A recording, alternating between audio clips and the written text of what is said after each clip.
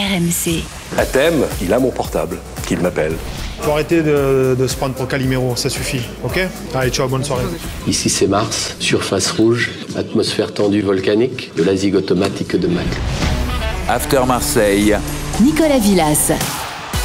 Votre podcast After Marseille est au rendez-vous comme chaque semaine. N'oubliez pas, pour pas louper les prochains épisodes, réécoutez les précédents. Vous vous abonnez au podcast sur votre appli. On attend vos coms et vos likes. Cet épisode s'écrit au plus mauvais moment de la saison de l'OM version de Zerbi. Marseille qui reste sur une élimination en Coupe de France face au LOSC, un nul contre Strasbourg, une défaite à Nice. Alors avant d'évoquer le manque de réussite offensive des Marseillais, on va prendre le pouls avec nos locaux. Voilà, comme disait Bielsa. Salut Florent Germain. Salut Nico. Salut à tous. Oui, ça va, impeccable. Tranquille. Et puis Romain Canouti, il est de retour. Salut Romain. Comment ça va, on se quitte plus? Bah ouais. Il était là dans la libre antenne, Romain, il est partout. Romain. Comment je te présente, Romain? BFM Marseille, le Fossé1.fr, comment je te présente? Bah, c'est bien, voilà. Tu vois, c'est compréhensible, c'est facile. C'est sûr. Et ben on est parti joueur pour de cette... padel de temps en temps. Ouais, de football, il fait tout, Romain. C'est un mec bon, il y a certains dossiers qu'on va pas sortir. Je voudrais pas le vexer d'entrée, en fait. Peut-être. Non, j'ai perdu à plate couture contre Flo. Et quand on chambre, faut accepter de se faire chambrer, donc... voilà, bravo à Flo encore une fois. Il avait promis une revanche, mais il a perdu mon numéro de téléphone. Donc. J'ai perdu une épaule, c'est surtout ça. After Marseille, c'est parti.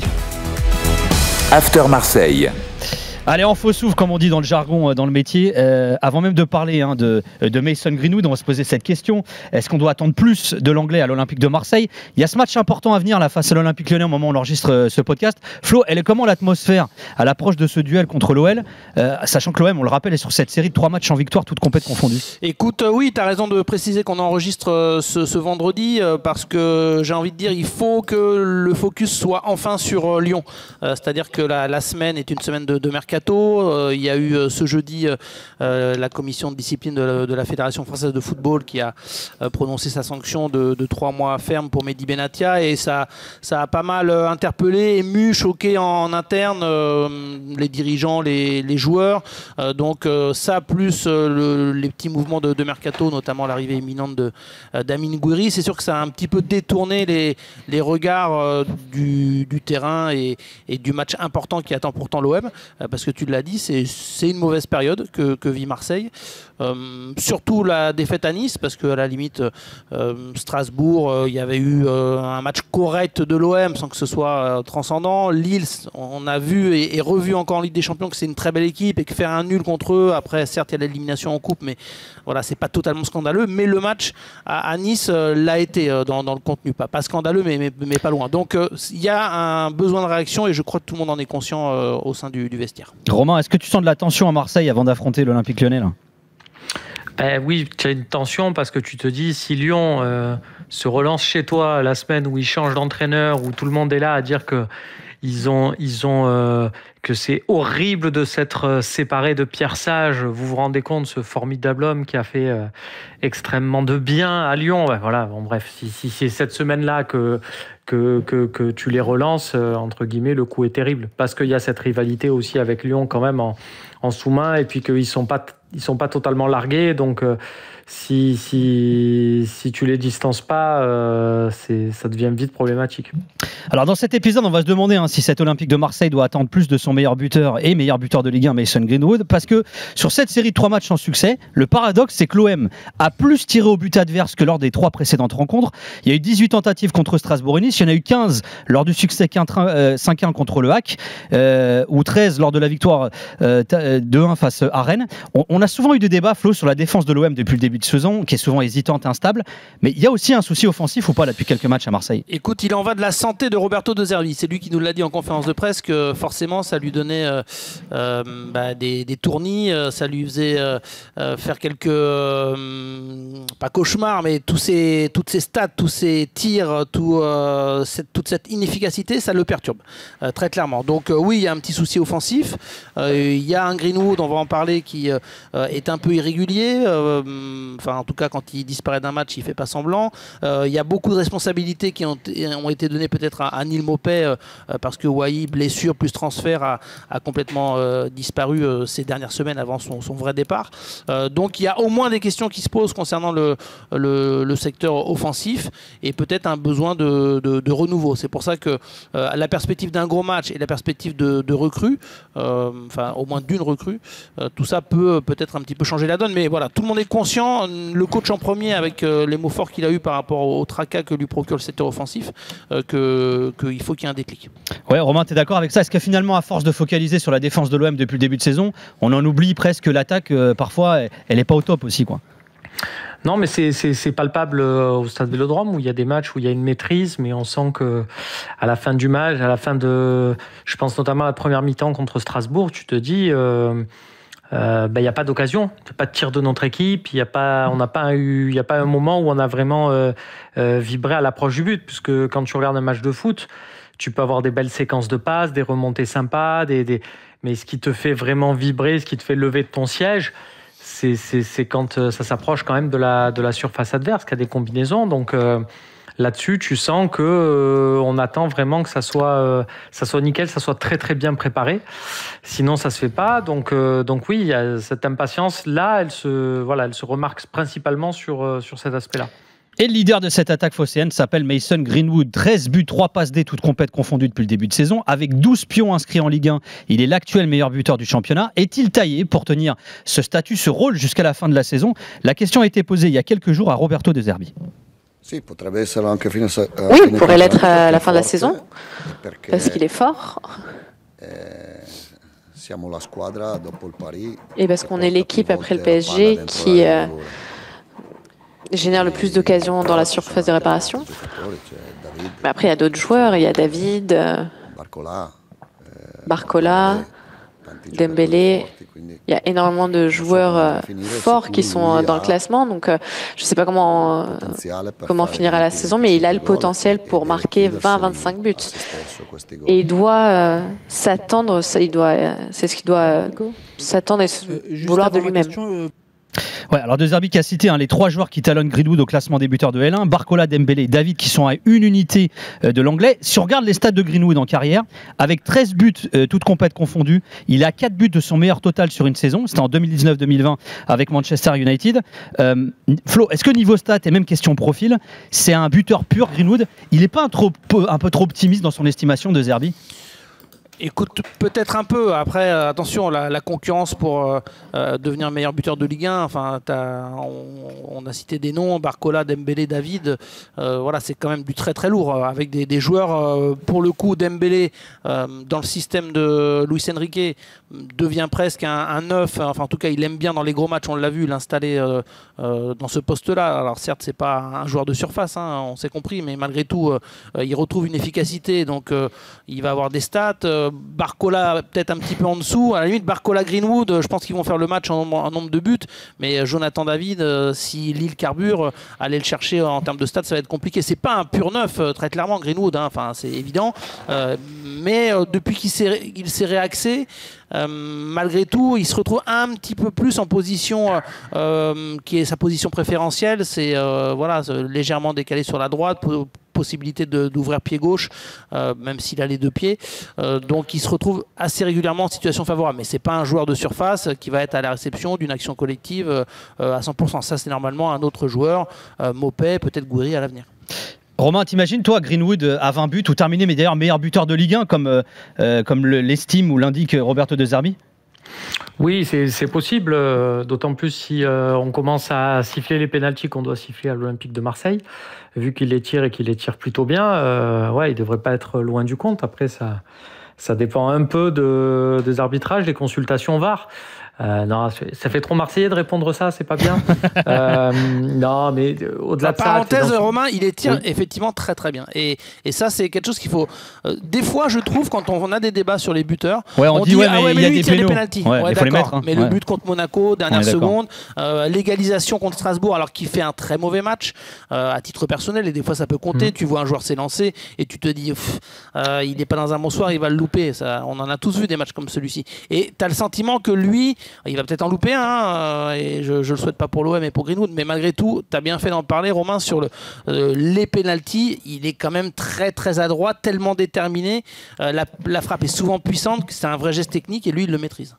Ouais, c'est ce que tu dis, c'est un geste technique et c'est pas donné à tous les joueurs. Moi, j'ai un exemple d'un de mes footballeurs préférés dans le monde qui s'appelle Mohamed Salah. Quand tu vois tirer Mohamed Salah des pénaltys, tu sens clairement que le mec, il est là pour les stats, il frappe fort d'un côté, il n'y a pas une vraie technique. Voilà, on sait que le modèle, la référence en termes de pénalty, presque uniquement de ça, c'est Neymar. Voilà, Greenwood, sans dire il les tire aussi bien que Neymar, on voit bien que comme Neymar, il a quand même une technique, c'est pas tiens, je vais choisir un côté, c'est un duel mental avec le gardien, non, c'est avant tout une capacité à mettre le ballon où il veut et avec la puissance qu'il veut, et ça c'est vrai que c'est pas donné à tout le monde. Alors, il y a une autre stat qui est intéressante, c'est que quand Greenwood n'est pas buteur ou passeur, l'OM gagne moins. Sur les 9 matchs où Greenwood n'a pas été décisif cette saison, l'OM n'en a gagné que 3. Il y a quand même une dépendance de l'OM vis-à-vis de lui, Flo, c'est indéniable. Hein. Oui, je pense qu'il y en a quand même une, ça paraît assez clair. D'ailleurs, c'est un petit peu le reproche qui lui a été fait, parce que quand Marseille a été défaillant sur certaines rencontres et du coup certaines défaites, le parallèle c'était de voir le match de Greenwood, et en général on n'a pas un Greenwood qui faisait exception, où on se disait il n'y a que lui qui a sorti la tête de l'eau et qui au moins fait son match. Non, si l'OM disparaît, Greenwood disparaît, ou si Greenwood disparaît, l'OM va avec. Il y a peut-être une ou deux exceptions dans la saison, et encore. Donc c'est vrai c'est ce que tu as dit, Flo, c'est ce que tu as dit, quand il disparaît, il fait pas semblant. C'est ta formule. Disons que c'est trop, quoi. Disons que c'est trop. Et tu te demandes comment, et c'est ça, moi, qui m'interpelle, et je sais qu'on va entendre après Roberto De Zerbi sur ce sujet, Nico, c'est comment à tel point un joueur peut disparaître alors qu'il a des qualités qui sont incroyables. Les joueurs de l'OM, dès le début de saison, ont vu en Greenwood voilà, quelqu'un qui a dans chaque pied ce que n'ont pas la grande majorité des attaquants, au moins de Ligue 1. Donc tu te dis, c'est quoi? C'est un manque d'effort de sa part, c'est mental, il est à la recherche d'une régularité qu'il n'a peut-être jamais véritablement atteint, parce que ça reste un jeune joueur. Je sais que ce sont des questions que le staff et Roberto De Zerbi se posent énormément. Juste avant d'écouter De Zerbi, avant le match face à l'OL, on va écouter Geronimo Rulli, je vais y arriver, qui s'était exprimé avant la défaite à Nice sur son coéquipier anglais, le gardien qui avait croisé et battu Greenwood en finale d'Europa League avec Villarreal, le présente comme l'un ou peut-être le meilleur joueur de notre championnat. C'est pour moi le meilleur joueur de la Ligue 1 ou un des meilleurs joueurs de la Ligue 1 actuellement. Quand tu vois comment il s'entraîne, comment il travaille, comment il travaille aussi sur ses points faibles, parce qu'il en a, comment il est face au but également, et il nous exige énormément aux gardiens lors des entraînements. Et après, quand on voit les matchs arrivent, et bien on est tranquille, parce qu'on sait qu'on a un joueur comme lui dans notre effectif. C'est toujours important d'avoir ce type de joueur, et on en profite. Alors, Rulli dit que Greenwood bosse sur ses points faibles. Flo, tu as commencé à y répondre, mais Romain, selon toi, c'est quoi les points faibles de Mason Greenwood ? On revient sur cette formule-là, c'est cette manière des fois d'être un peu dans ça touche beaucoup de joueurs offensifs, et moi je l'ai vu faire par exemple récemment sur les matchs, quelque chose qui m'agace profondément. Il y a une montée en puissance, et elle s'est constatée notamment sur le match de coupe contre Lille de Luis Enrique, dans ce système qui est de plus en plus proactif, qui prend des initiatives, qui fait vraiment du bien offensivement à l'OM en tant que piston droit.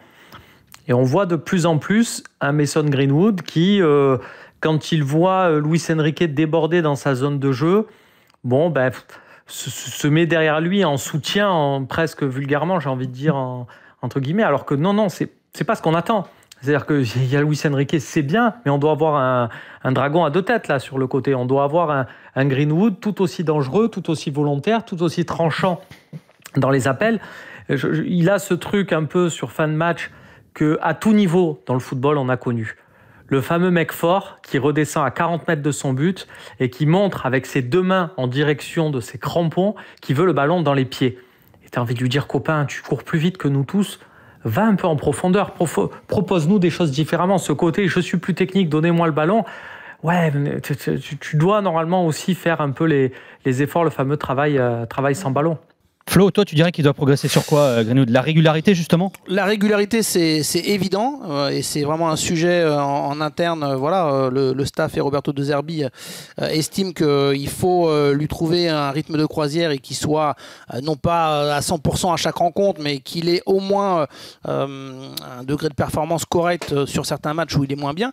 Et après, concrètement, je pense qu'il y a deux aspects. Un, il doit un peu plus faire briller les autres. Je trouve qu'il a parfois tendance à oublier autour de lui certains de ses coéquipiers. Donc je ne sais pas si c'est un manque de sens collectif, mais parfois je trouve qu'il s'obstine à vouloir faire la différence tout seul alors qu'il y a des solutions autour. Et puis, il y a quelque chose qui m'avait assez marqué, notamment dès le début de saison, parce qu'il avait fait une entame de match et une entame de saison plutôt à Brest qui avait été assez incroyable. La Ligue 1 s'était dit waouh, on a un client, et évidemment mathématiquement les équipes adverses avaient préparé non pas des plans anti-Greenwood, mais il y avait souvent des prises à deux sur lui, et je trouve que il devrait justement Greenwood profiter du fait que l'attention est souvent sur lui pour créer des espaces à ses coéquipiers. Et ça, j'ai l'impression que quand ça tourne moins bien pour lui, il a tendance un peu à baisser les bras. Ça rejoint le terme de nonchalance qu'a employé Romain. Alors parmi les axes de progression de Greenwood, il y a donc la régularité. Alors comment l'aider là-dessus? On a posé la question à Roberto De Zerbi avant le match face à l'Olympique Lyonnais. Bonne question. Oui, on essaie. J'essaie, moi, de l'aider. Moi, Mehdi Benatia aussi, tout le club. Et pas juste lui, pas juste Greenwood, mais Luis Enrique, Murillo, Merlin, tous les jeunes joueurs qui doivent encore atteindre une mentalité meilleure, plus forte. C'est vrai qu'il a encore des hauts et des bas. Greenwood, il y a quand même plus de hauts que de bas, mais je pense qu'il a encore une marge de progression pour pouvoir s'améliorer sur ça. Greenwood, il a sauté 1 an et demi de foot. Il a été arrêté pendant 1 an et demi. Il a repris l'an dernier à Getafe. Getafe, c'est pas un club avec une pression comme l'OM, où tous les matchs sont aussi importants. Enfin, évidemment que les matchs sont importants, mais c'est quand même un club différent. Donc c'est sa deuxième saison après une pause assez longue. Donc il faut l'aider en attendant plus de lui tout le temps. Et son père aussi, le père de Greenwood, c'est quelqu'un qui a un rôle clé pour lui, une personne positive, quelqu'un de bien, qui m'aide aussi. Du coup, j'ai vraiment un rapport avec lui pour essayer de gérer Mason. Donc voilà, j'essaie vraiment d'exploiter tout ce que je peux exploiter pour l'aider. Et je pense que son père peut vraiment l'aider à mûrir. Suo padre è una persona per bene che può aiutare la maturazione di suo figlio. Alors il y a plein de choses très intéressantes dans ce que dit Roberto De Zerbi sur Mason Greenwood, mais il y a quand même un truc, c'est que, on l'a dit, c'est un leader offensif à l'OM, ne serait-ce que par les stats, mais on a quand même tendance à oublier qu'il a été arrêté longtemps, mais surtout qu'il est jeune, il a que 24 ans. De Zerbi le compare à des jeunes joueurs de l'OM, Flo, quand même. Oui, mais alors en même temps, c'est un peu la réalité aussi du terrain, de l'entraînement et du vestiaire. C'est-à-dire qu'il se met avec les jeunes. Pour moi, c'est symbolique de ça. C'est-à-dire qu'un Greenwood, souvent le meilleur joueur historiquement à l'OM, sur ce que j'ai vu notamment aux entraînements, il a tendance un peu à être les leaders du vestiaire. Donc là, ça devrait être avec Pierre-Emile Højbjerg, Rongier, Maupay, ne serait-ce que pour les petites séquences à part. Et souvent, lui est avec les jeunes. Il se sent encore jeune. Et je pense que Roberto De Zerbi, il veut lui faire franchir un cap dans ce leadership. Il faut qu'il prenne aussi la conscience, la carrure, le charisme d'un vrai leader, et qu'il se contente pas de se dire, effectivement, parce qu'il a 24 ans, donc je suis un jeune. Il ne l'est pas tant que ça déjà, et voilà, faut qu'il endosse ce rôle de leader et de joueur au-dessus des autres, parce que il l'est, et à l'entraînement c'est indéniable, et tout le monde l'a dit très très tôt que sa capacité à faire des différences, elle est incroyable. Et peut-être que entre ce qu'on voit à l'entraînement du côté des joueurs et ce qu'on voit en match, la petite déception, je pense qu'elle vient de là. Il est tellement capable de belles choses que on en attend énormément de lui. Quand on entend Roberto De Zerbi, Romain, est-ce que finalement on n'en attend pas trop de Mason Greenwood? On n'a pas tendance à oublier tous les arguments qu'évoque Roberto De Zerbi? Non, parce que c'est un super joueur, et non, on a raison d'en attendre ça. Flo parlait tout à l'heure de ses premiers entraînements et de la stupéfaction de ses coéquipiers. J'ai eu la chance d'assister à un de ses tout premiers matchs amicaux de pré-saison qui se dispute au centre d'entraînement, et voilà, il met un but, double contact. Enfin, il fait quelque chose de suite. Et j'ai vu le regard. Je me suis de suite focalisé justement sur le regard de ses coéquipiers. Et oui, on a vu que il est clairement techniquement sur une autre planète et qu'il n'y a pas même des joueurs chevronnés ne complexaient pas de se dire on n'arrivera jamais à faire ça. Donc non, c'est vraiment un super joueur et effectivement le fait qu'il progresse, tu sais, c'est important aussi pour quelque part. J'ai presque envie de dire, ça pourrait être méchant, hein, mais j'ai presque envie de dire le charisme. Mais c'est quelque part cette personnalité que tu peux avoir aussi sur un terrain. Ça marque ton passage, ça marque des supporters. Imagine que Greenwood quitte l'OM à la fin de saison et qu'il fasse un très très beau transfert quelque part et tout, et qu'il sera resté qu'un an. Dans des années, peut-être 10, 15 ans, on retiendra peut-être plus facilement le passage, la saison d'Alexis Sanchez, même s'il aura mis moins de buts. Mais voilà, l'aura, cette capacité, cette personnalité sur le terrain qui a fait aussi vibrer, voilà, et dans lequel Marseille se sont identifiés, marcheront plus que sur Greenwood. Ça ne veut dire pas, je dis pas à Greenwood si c'est sa personnalité qu'il faut s'inventer un accent pour se faire adopter à Marseille. C'est pas du tout ça, mais c'est vrai que ce côté personnalité, il l'a pas, donc effectivement, à lui de compenser ça sur le terrain avec un caractère un peu plus volontaire par moment. Alors, Geronimo Rulli a aussi analysé le jeu de Greenwood en tant que gardien. Ce qui l'impressionne le plus chez son coéquipier, c'est sa capacité à cadrer. A mí donde más me sorprende es dentro del área. Dentro del área que dans la surface, où il m'impressionne le plus. Dans la surface, il ne rate pas le but. C'est soit un arrêt du gardien, soit but. Il ne tire pas dehors. Que ce soit avec le gauche, avec le pied droit, fort ou doucement. C'est vraiment une qualité technique qui est très difficile à trouver chez les joueurs aujourd'hui. Et comme j'ai dit, on est vraiment content de l'avoir avec nous dans l'équipe.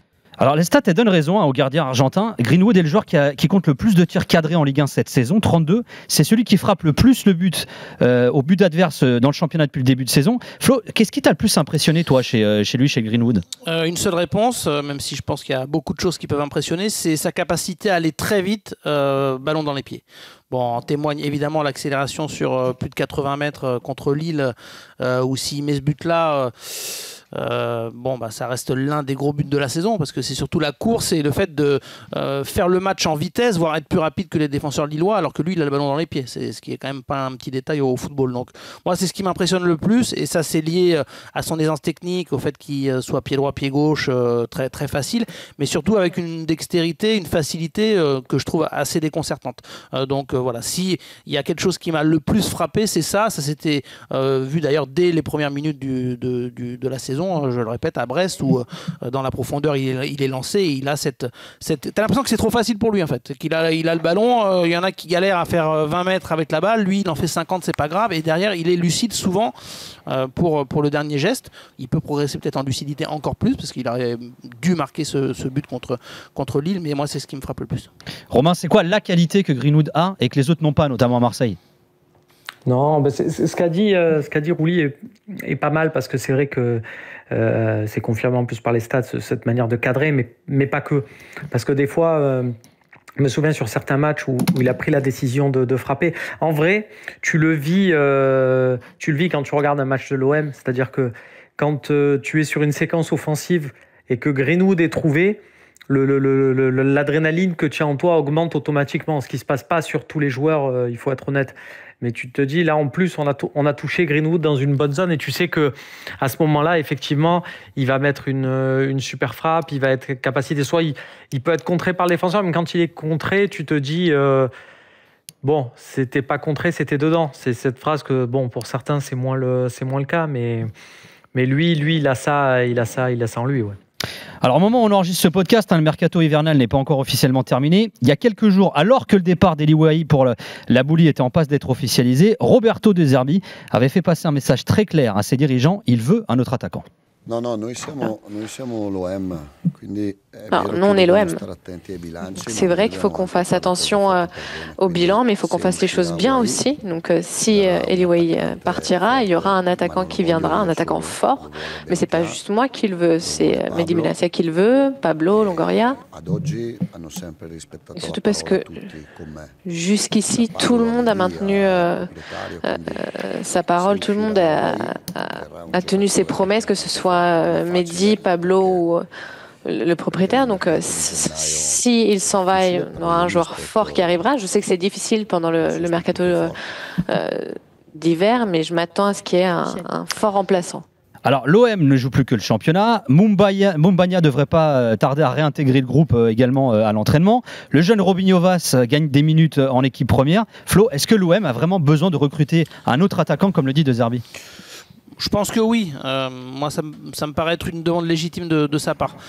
C'est vrai qu'il y a Neal Maupay qui joue, mais malgré tout, qui est un petit peu dans le creux là, ces dernières semaines. Il est arrivé dans la peau d'un numéro 2. On peut peut-être pas exiger de lui qu'il soit le numéro 9 qui va te porter l'OM sur toute la saison. Donc, qu'il ait de la concurrence, je trouve ça logique. Jonathan Rowe, il a un profil assez particulier. C'est vrai qu'il entre parfois en numéro 9, mais je ne suis pas sûr que ce soit véritablement son poste, même s'il peut dépanner. Moi, Mumbagna, je pense qu'il faut y aller mollo avec lui. Hein. C'est quand même ligament croisé, il va revenir en mars.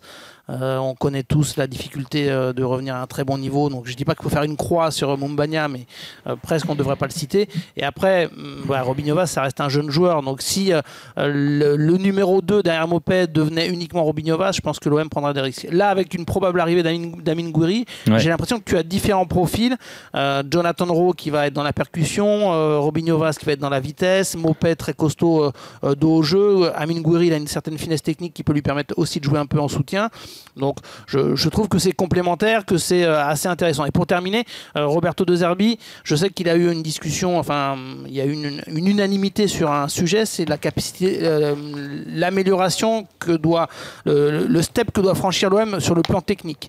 Il y a des limites parfois un petit peu techniques, on l'a vu sur certaines défaites de l'OM cette saison. Et Amine Gouiri, sa qualité, elle est principalement technique. D'où Gouiri alors. Il a ses défauts, mais je pense que techniquement c'est intéressant. Romain, tu comprends l'exigence de Zerbi là pour le mercato d'hiver du coup ? Oui, après le profil de Gouiri, ne soyons pas dupes, sa plus grande qualité, ça reste d'appartenir à un club qui est enclin avec son directeur sportif à faire un deal dans le sens inverse. Voilà, ça reste quand même. Oui, parce que Brassier ferait le sens inverse, c'est ça que tu veux dire ? C'est ça. La route dans l'autre sens, ouais. Voilà, ça reste à l'heure actuelle sa principale qualité. Après, à lui de démontrer et de retrouver le niveau qu'est le sien ailleurs. Moi, là où je suis assez optimiste avec Gouiri, c'est qu'il avait cassé la baraque quand il était arrivé à Nice. C'était un jeune de Lyon, on le voyait pas trop jouer. Il arrive à Nice et même dès ses premiers matchs, je me souviens, je crois, il met doublé première journée de championnat. Ça avait très très bien marché pour lui.